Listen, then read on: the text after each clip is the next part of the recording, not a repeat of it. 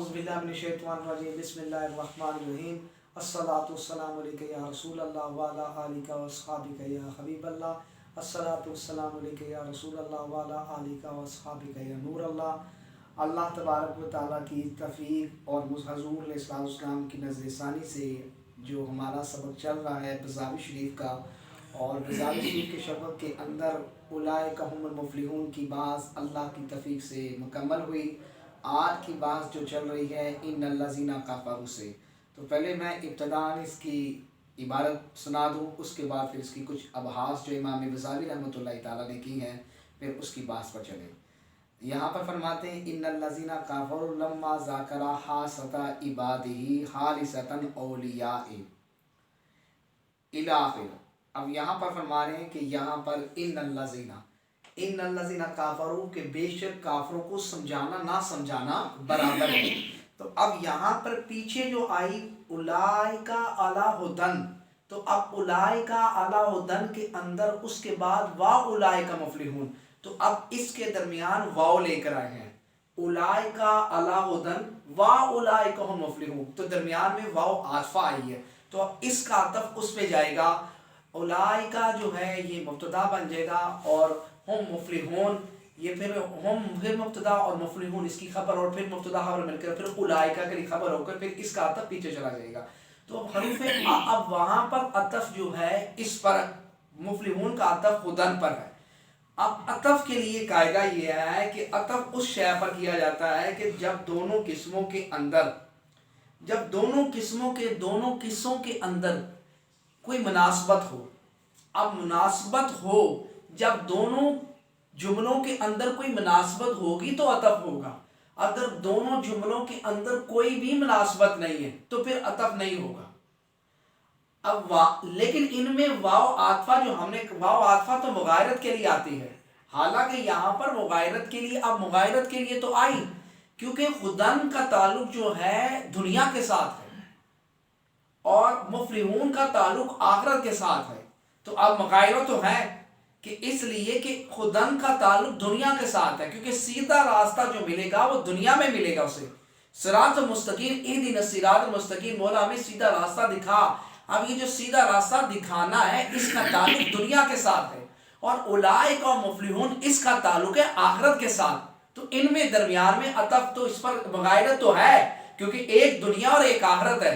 अब दुनिया और आखिरत में मुगायरत तो है, लेकिन अब मुगायरत तो है लेकिन इन दोनों में मुनासबत भी है। अब इन दोनों में मुनासबत क्या है कि जिसने जो फलाह वाले हैं हदायत वाले भी वही है। अब जब हदायत पाएगा तब कामयाबी पाएगा। अब ये ऐसा नहीं है कि मुफ़्लिहून वाले कोई और है और हदायत वाले कोई और है, मुफ़्लिहून वाले कोई और है और हदायत वाले कोई और है, ऐसा नहीं है, दोनों एक ही है।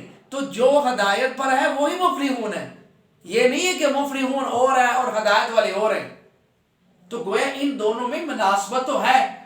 तो अब दोनों जुमलों के अंदर जब मुनासबत हो और मुगायरत हो, लेकिन मुगायरत कम हो, कामिल ना हो, तो फिर आतफ़ा जायज़ है। और अगर इन दोनों के मुगायरत में मुगायरत है लेकिन दोनों जुमलों में मुगायरत कामिल नहीं है, बिल्कुल भी मुनासबत नहीं है, तो फिर मुगायरत जायज़ नहीं है। मुनासबत दोनों जुमलों के अंदर है। मुगायरत की फिर दो किस्में हुई, एक मुगायरत नाकिस, एक मुगायरत कामिल। मुगायरत नाकिस के अंदर जो है उसका अतफ़ उस पे जाएगा, जैसे हुदन पा अतफ़ मुफ़्लिहून का अतफ़ हुदन पर, तो अब इसका अतफ़ उस पे जा रहा है। मुगायरत तो इन दोनों में पाई जा रही है क्योंकि हुदन का ताल्लुक दुनिया के साथ और मुफ़्लिहून का ताल्लुक आखिरत के साथ। अब दोनों तज़ाद चीजें हैं, दुनिया और आखिरत तज़ाद चीजें हैं। दुनिया के अंदर आप जी रहे ये दुनिया है, और आखिरत में जब अल्लाह की बारगाह में जाना है वो आखिरत है। तो अब दुनिया और दोनों के अंदर मुगायरत है, वो और शय है, ये और शय है। तो अब इन दोनों में मुगायरत है। अब इन दोनों में मुनासबत क्या है? इन दोनों में मुनासबत ये है कि जिसने फलाह पानी है तो फलाह वही पाएगा जो हुदन होगा, जो हिदायत पर होगा वही मुफ़्लिहून, उसे ही ना मिलेगा ना, वही फलाह वाले होंगे। तो हमें मुगायरत पाई जा रही है लेकिन मुगायरत का ताल्लुक इन दोनों के दरमियान में मुनासबत कोई है। और दूसरा के अंदर अब ये जो आयत है इन्ना अबरारा लफी नईम, अब इसके अंदर मुगायरत है क्योंकि यहां पर जहन्नुम की बात हो रही है, यहां पर जहन्नुम की बात है। इन्ना अबरारा लफी नईम, اب وہی جو نیک ہیں ان کے لیے جنت ہے، وَإِنَّ فُجَّارَ لَفِي جَحِيمٍ۔ اب جہنمیوں کے بارے میں بتایا جا رہا۔ اب یہ دو آیت ہے، اب ان دو آیتوں کے درمیان جو آئی ہے واو عاطفہ آئی ہے۔ اب ان دونوں کے درمیان جو واو عاطفہ ہے یہاں پر مغایرت ہے۔ اب یہاں پر مغایرت کیا ہے؟ یہاں پر مغایرت یہ ہے کہ جن کے لیے جو نیک ہے ان کے لیے جنت ہے، اور جو گناہگار ہیں جو فاسق ہیں ان کے لیے جہنم ہے۔ اب اس لیے کہ جنہوں نے جنت میں جانا ہے ان کو جنت ملے گی کہاں؟ آخرت میں ملے گی، آخرت میں ملے گی، اور جنہوں نے جہنم میں جانا ہے ان کو بھی جہنم کہاں ملے گی؟ آخرت میں ملے گی۔ تو دونوں کا تعلق آخرت کے ساتھ ہے، یعنی جب مرنے کے بعد ہی جب نامہ اعمال تولا جائے گا، فیصلہ ہوگا، تبھی اسے نیک ہوگا تو جنت، اور گناہگار ہے تو جہنم۔ اور گناہگار کو تو ویسے بھی جو مومن ہے وہ گناہگار بھی ہو لیکن بالآخر تو وہ جنت میں داخل ہوگا، جو کافر ہے وہ ہمیشہ ہمیشہ جہنمی ہے۔ تو گویا دونوں کا ٹھکانہ جو ہے مرنے کے بعد اس کو ملا۔ تو اب ان دونوں میں مغایرت تو ہے، کہ مغایرت کیا؟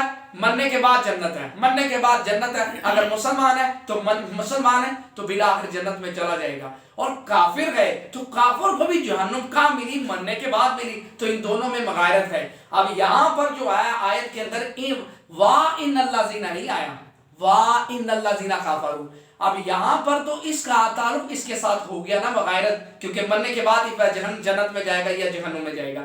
اب یہاں پر مفسرین فرما رہے ہیں، امام بزاوی یہاں پر یہ بحث کر رہے ہیں کیا کہ یہاں پر کہا وَأُولَٰئِكَ هُمُ الْمُفْلِحُونَ، تو اب مفلحون کا تک ادھر پہ جا رہا ہے، لیکن یہاں پر جب آیت شروع ہوئی تو یہاں پر یہ نہیں کہا وَإِنَّ الَّذِينَ كَفَرُوا، تو گویا یہاں پر واو نہیں لے کر آئے۔ اب یہاں پر واو نہ لانے کی کیا وجہ ہے؟ یہاں اللہ تبارک کی کوئی بھی اگر یہ شخص کہے کہ بھئی یہاں پر یہ ایسا کیوں نہیں ہے، قرآن مجید پر کوئی بھی اگر کسی بھی شرط یا کسی بھی مت پر کسی بھی لفظ میں بحث کرے پھر تو وہ کافر ہو جائے گا، کیونکہ جو بھی اللہ نے فرمایا وہ حق اور سچ ہے۔ سمجھ آ جائے تو بہت اچھا، اگر نہ آئے تو پھر عقل ناقص ہے، پھر انسان کی عقل ناقص ہے۔ سمجھ آ جائے تو بہت اعلیٰ ہے، لیکن آپ جب کسی آیت پر کہیں کہ یہاں پر ایسا کیوں ہے تو آپ یہ کہیں کہ یہاں اس کے آنے میں اور اس کے آنے میں ایسا ہوتا تو پھر اس میں کیا حکمت ہے، اور ایسا ہوا تو اس کے ہونے میں کیا حکمت ہے، اس کے نہ ہونے میں کیا حکمت ہے، اور اس کے ہونے میں کیا حکمت ہے۔ یعنی حکمت کے فلسفے کو سمجھنا ہے، اور اگر حکمت کے فلسفہ سمجھ آ جائے تو بہت اچھا ہے، اور اگر نہ سمجھ آئے تو پھر الجھنا نہیں ہے۔ اگر الجھیں گے تو سلام سے بھی بات کر بندہ خارج ہو جاتا ہے۔ تو عقل و قربان شد، عقل کو قربان کرنا ہے دین پر، عقل کو قربان کرنا ہے، عقل کے دوڑے نہیں چلانے شریعت میں۔ تو اب یہاں پر جو ہے واو نہیں آئی، یہاں پر واو نہیں آئی، وہاں پر مفلحون کے اندر واو آئی ہے۔ اب وہاں پہ مناسبت تو ہے، یہاں پر مناسبت نہیں۔ یہاں پر مناسبت کیوں نہیں ہے؟ اس لیے کہ کہا جا رہا ہے کافروں کو، وہ بات ہو رہی ہے ہدایت والوں کی کہ ہدایت پر ہے، اور ہدایت کے بعد کون ہدایت پر ہے؟ جو پیچھے ذکر ہو رہا ہے الذین یؤمنون بالغیب، جو غیب پر ایمان لائے، آخرت پر ایمان لائے، وہ اسلام کے 5 ارکان کو مانے اور آخرت پر ایمان لائے، مرنے کے بعد اٹھنے کا یقین رکھے، تو وہ اللہ کی طرف وہ ہدایت پر ہے، اور پھر وہی فلاح والے ہیں۔ اب اس کا تعلق مومنوں کے ساتھ ہے، اور یہاں جو کہا جا رہا ہے ان الذین کفروا، کہ کافروں کو سمجھانا نہ سمجھانا برابر ہے۔ تو اب یہاں کے اندر واو نہیں آئی، تو یہاں پر واو اس لیے نہیں آئی کہ ان دونوں میں مناسبت نہیں ہے، کیونکہ وہ بات ہو رہی ہے مومنوں کی اور یہ بات ہو رہی ہے کافروں کی۔ اب مومن کی کافر کے ساتھ کیا مناسبت ہو سکتی ہے؟ ایک مومن ہے اور ایک کافر ہے، مومن کافر تو برابر نہیں نہ ہو سکتے، مسلمان اور کافر برابر تو نہیں ہو سکتے۔ مسلمان جو کلمہ پڑھ لے وہ کافر کا تو مقابلہ نہیں، کافر جو ہے اسلام میں داخل ہی نہیں ہے، تو اب مومن کی کافر کے ساتھ کوئی مناسبت نہیں ہے۔ تو اب جب مناسبت نہیں ہے تو اس لیے یہاں پر واو نہیں آئی، وَإِنَّ الَّذِينَ نہیں آیا، مناسبت نہیں۔ وہ کافر، یہ پیچھے آیت مومنوں کی شان ہے، کیونکہ فلاح کا تاج بنانا ہے، فلاح کا سرٹیفکیٹ دیا ہے، تو ایک طرف فلاح کا سرٹیفکیٹ دیا اور دوسری طرف کافروں کی بات ہو رہی، ان کو سمجھانا نہ سمجھانا برابر ہے۔ تو اب ایک طرف کامیابی کی بات ہو اور ایک طرف کافروں کو کہا جائے سمجھانا، تو اب ان دونوں میں مناسبت نہیں ہے، یہاں پر مناسبت ہے ہی نہیں ہے، بالکل مناسبت نہیں ہے، اس لیے درمیان میں واو آئی ہی نہیں ہے۔ یہ بھی بات ہوئی۔ اب یہاں پر دوسری بات جو ہے بصری اور کوفیوں کی بات کرتے ہیں۔ اب یہاں پر انا جو ہے، انا حروف مشبہ بالفعل ہے، انا جو ہے حروف مشبہ بالفعل ہے۔ اب انا جو حروف مشبہ بالفعل ہے یہ کس لیے آتا ہے؟ یہ انا حروف مشبہ بالفعل جو ہوتا ہے یہ جملے کی تاکید کے لیے جملے میں تاکید کا معنی پیدا کرتا ہے. جیسے کہا نا زید قائم، زید کھڑا ہے.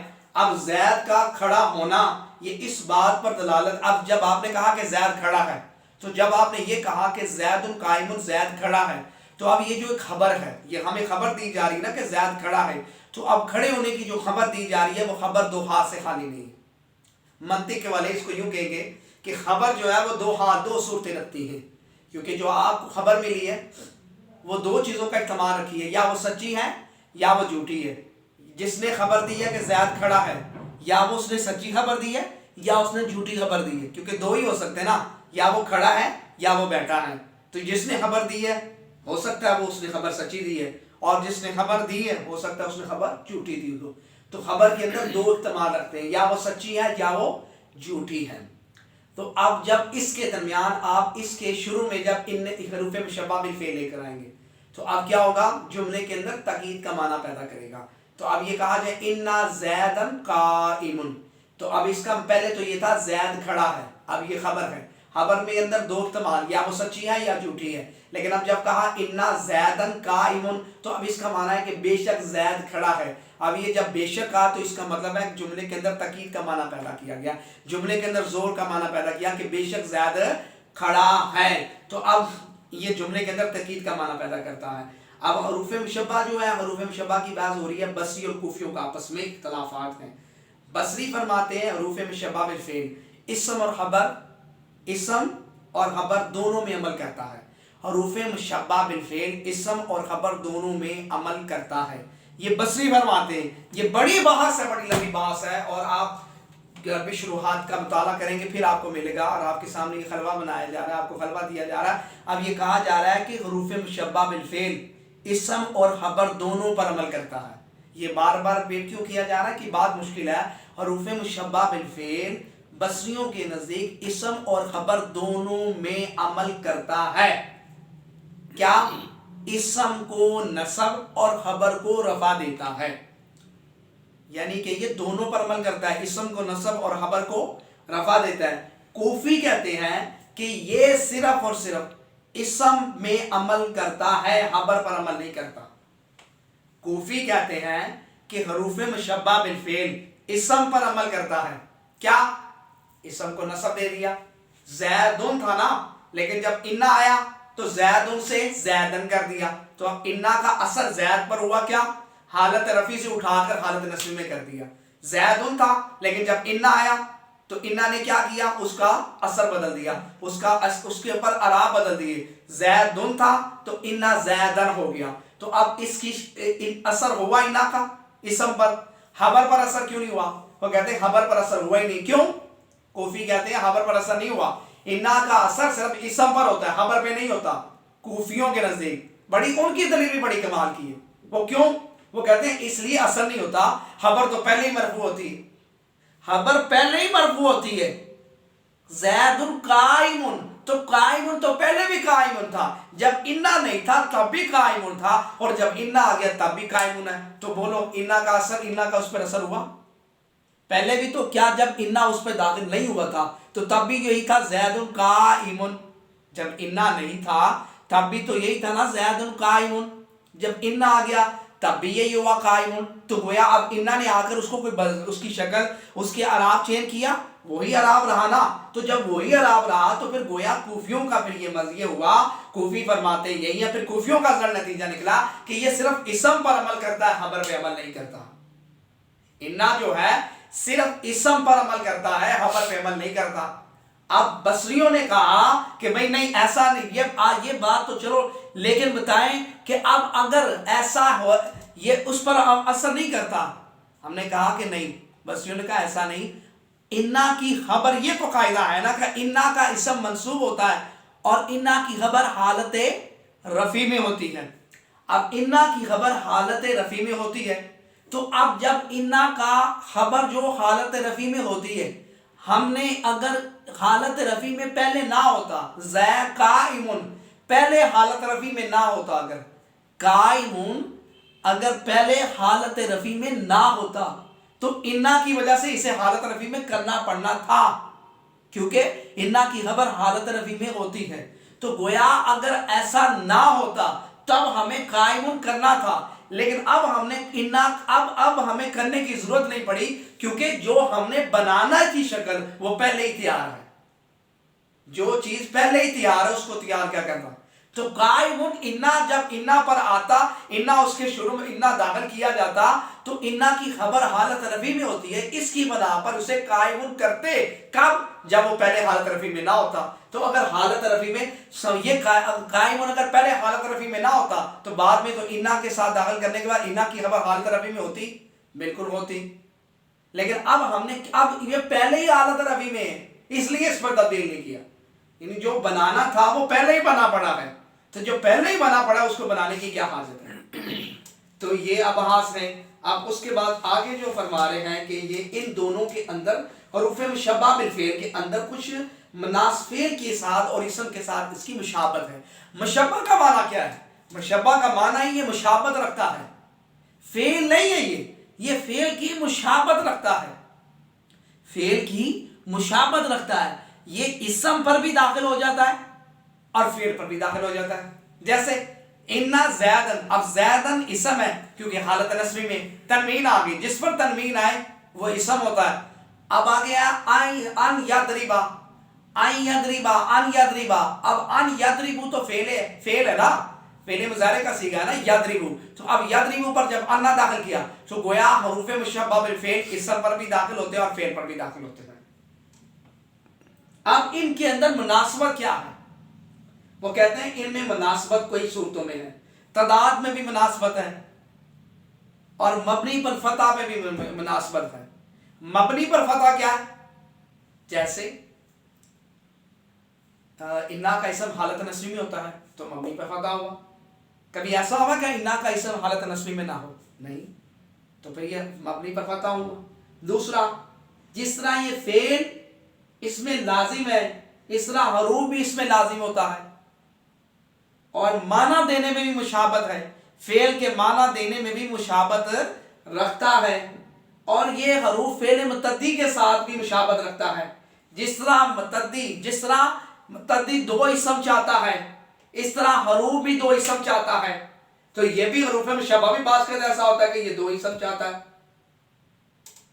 تو ان میں مناسبت ہے۔ اب یہاں پر کہہ رہے ہیں کہ بھئی دیکھیں نا، اب ان دونوں کے اندر فرق کیا ہے؟ حروف مشبہ بالفعل یہ فعل نہیں ہے، یہ فعل کی فرع ہے۔ حروف مشبہ بالفعل یہ فعل نہیں ہے، فعل کی فرع ہے، فعل اصل ہے اور حروف مشبہ بالفعل اس کی فرع ہے۔ آپ یوں کہہ سکتے ہیں یہ اس کی برانچ ہے، یہ اس کی شاخ ہے، یہ اس کی شاخ ہے۔ اب یہاں پر انہوں نے کہا کہ اب ان دونوں کے درمیان، اصل اور فرع کے درمیان فرق کیسے ہوا؟ فرق ایسے ہوا کہ بھئی دیکھیں نا، انا کا جو اس فعل کے بعد کیا آتا ہے؟ فاعل، اور جو فاعل فعل کے بعد جو فاعل یعنی مسند علیہ وہ کیا ہوتا ہے؟ مرفوع۔ فعل کے بعد جب فعل کے بعد جو فاعل آتا ہے اس کو بولتے ہیں مسند علیہ، تو فعل کے بعد جب مسند علیہ آئے تو وہ مرفوع ہوتا ہے، فعل کے بعد جب مسند علیہ آئے تو وہ مرفوع ہوتا ہے، فعل کے بعد مسند علیہ مرفوع ہوتا ہے، جبکہ اسم کے بعد جو مسند علیہ ہوتا ہے وہ منصوب ہوتا ہے۔ تو اب ان دونوں میں فرق آ گیا کہ فعل کا جو مسند علیہ ہے وہ مرفوع ہے اور اسم کا جو مسند علیہ ہے وہ منصوب ہے۔ تو اب یہاں پر ایسا کیوں ہے کہ وہ مرفوع ہے اور یہ منصوب ہے؟ اس لیے کہ ان دونوں کے اندر مابین فرق کرنے کے لیے، در امتیاز کے لیے۔ اگر دونوں کا اعراب ہوتا تو پھر اصل اور فرع میں فرق کیسے کرتے؟ یہ اس کا بھی اعراب یہی ہے، اس کا اعراب بھی وہی ہے، تو جب دونوں کا اعراب یہی ہے تو پھر دونوں میں فرق کیا ہوگا؟ تو پھر فعل کا جو مسند علیہ ہے وہ مرفوع ہے حالت رفع میں، اور انا کا جو اسم ہوتا ہے وہ مسند علیہ منصوب ہوتا ہے۔ تو اب ان دونوں میں فرق یہ خود ہی ہو گیا کہ انا فعل کا جو مسند علیہ وہ مرفوع ہے اور انا کا جو مسند علیہ وہ منصوب ہے۔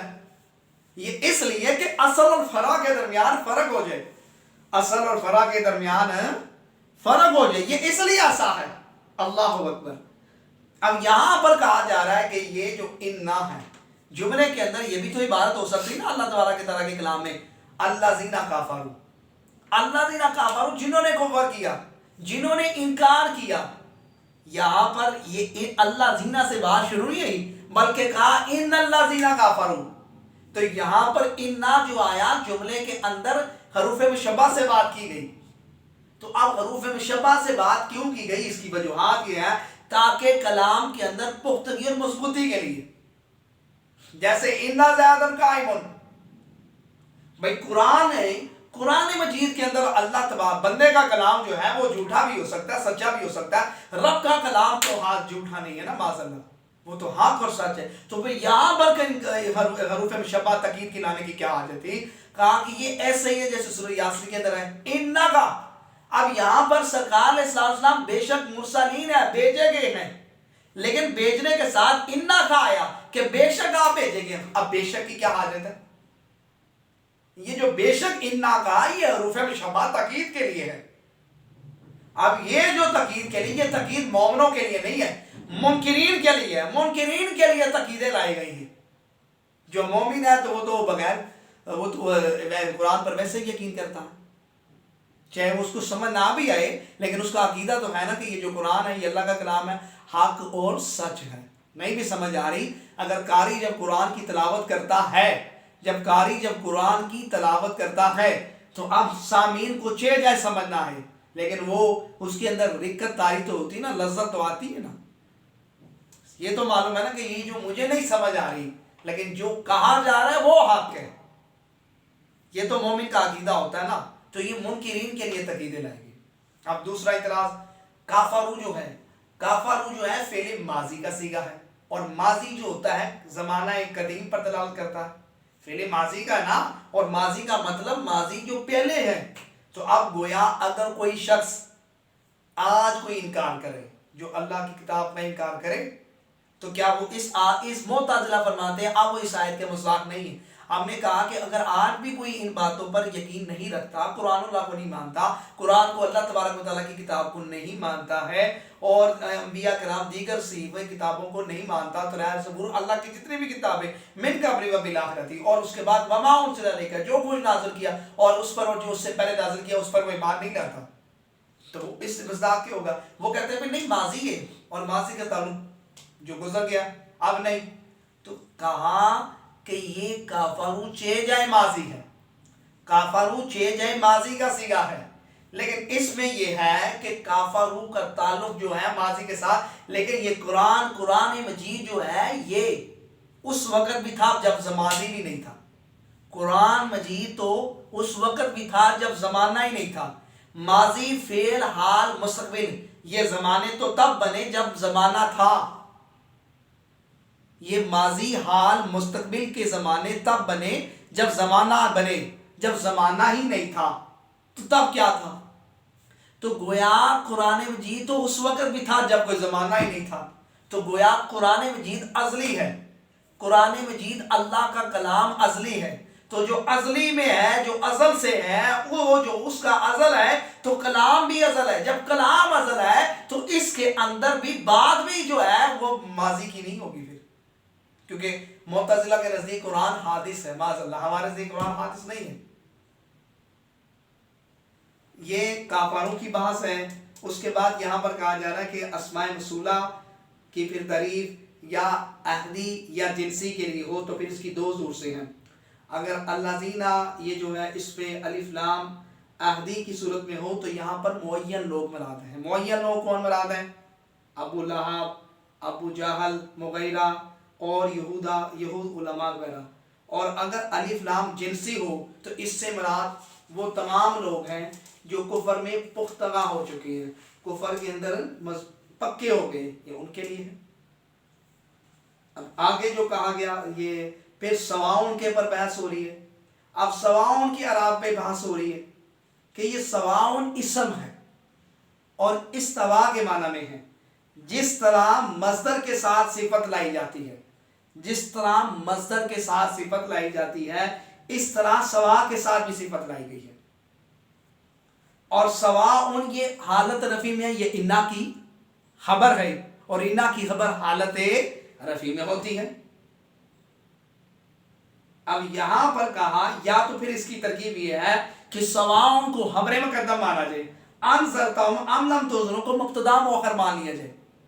اگر یوں بھی نہیں تو پھر یہ سب سے زیادہ بہتر ہے کہ اس کو خبر مقدم اور اس کے بعد انذرتہم ام لم تنذرہم کو مبتدا مؤخر مانا جائے، یہ سب سے بہترین ہے۔ پھر اس کے بعد آگے مزید ابحاث ہیں۔ اللہ تعالیٰ حضور علیہ السلام کے نئے پاک صدقہ یہ میرے لیے اور آپ کے لیے بخشش کا ذریعہ بنائیں۔ تفسیر بزاوی شریف میرا لیکچر مشکل ہے، لیکن میں کیا کروں، کتاب ہی مشکل ہے، لیکن بات یہ کہ بہت آسان کر کے آپ کے سامنے اس کو آسان لفظوں کے اندر بیان کیا جا رہا ہے، تاکہ کاوش اور یہ ہے کہ جو طلباء ابھی بزاوی شریف پڑھ رہے ہیں یا جنہوں نے ابھی تنظیم المدارس کے پیپر دینے ہیں یا وفاق المدارس کے پیپر دینے ہیں، ان کے لیے بہت مفید ہے، اور یہ میرے لیے اور آپ کے لیے بخشش کا ذریعہ بنے گا، کیونکہ یہ فقط قرآن مجید اللہ تبارک و تعالیٰ کا کلام ہے، اور جو امام بزاوی کا جو متن ہے اس متن کے اندر جو ابحاث ہیں ان بحاث کی تفسیرات کو بہت آسان کرنے کی کاوش کی ہے۔ اللہ تعالیٰ امام بزاوی پر کروڑ رحمتوں کا نزول فرمائے، ان کی قبر پر کروڑ رحمتوں کا نزول فرمائے، اور ان کے صدقے اللہ تعالیٰ ہمارے سینے کو کھول دے تاکہ ہم اس کتاب کو سمجھ سکیں، اور میرے لیے اور آپ کے لیے بخشش کا ذریعہ بنے۔ اور ہمارے چینل کو سبسکرائب کریں، بیل کا بٹن دبائیں تاکہ ہر آنے والی ویڈیو آپ تک پہنچتی رہے۔ صلی اللہ علی محمد۔ السلام علیکم ورحمۃ اللہ۔